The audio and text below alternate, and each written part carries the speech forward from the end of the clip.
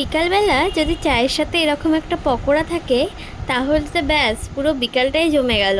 তো চলো এই পকোড়ার রেসিপিটা দেখিয়ে দিই। প্রথমে একটা সেদ্ধ করে রাখা আলুকে ভালো করে ম্যাশ করে নেওয়া হয়েছিল।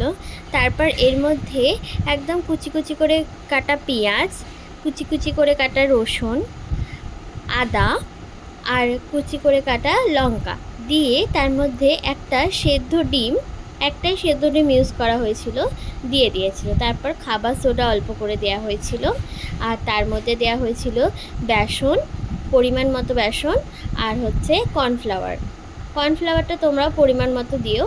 তারপর ওর মধ্যে অ্যাড করা হয়েছিল চিলি ফ্লেক্স, আর অল্প করে গোলমরিচ গুঁড়ো, আর বাড়িতে ভেজে রাখা এই ভাজা মশলা, এটা সবসময় ভেজে রাখা হয়, তো এটা অ্যাড করা হয়েছিল। আর পরিমাণ মতো নুন, আর অল্প করে সামান্য ব্রেড ক্রাম্বস তো দিয়ে সমস্ত কিছু ভালো করে একদম মামুনি টাইট টাইট করে মাখিয়ে নেওয়া হয়েছিল, যাতে খুব একটা পাতলা না হয়ে যায়, যাতে বড়াগুলো ছাড়তে অসুবিধা না হয়। তারপর একটা কড়ার মধ্যে তেল দিয়ে দিলে, তেলটা গরম হয়ে গেলে তার মধ্যে একটা একটা করে খুব সুন্দর করে মামুনি ছেড়ে দিয়েছিল।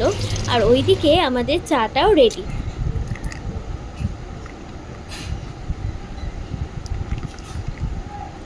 তারপরে এক পিঠটা ভাজা হয়ে গেলে উল্টো পিঠগুলো করে তুলে নিয়ে ভালো করে লাল লাল করে ভেজে তুলে নিলেই কিন্তু আমাদের রেডি বিকালবেলা স্ন্যাক্স চা।